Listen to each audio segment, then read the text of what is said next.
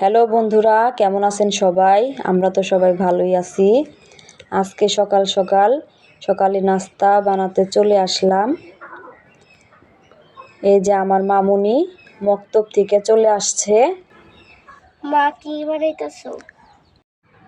তোমার জন্য পরোটা, ডিম ভাজি আর কফি ভাজি করতেছি।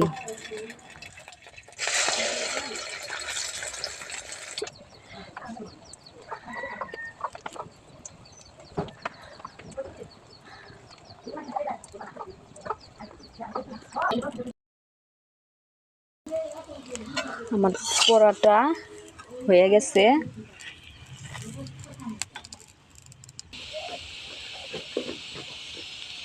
আমার ভাজি হয়ে গেছে।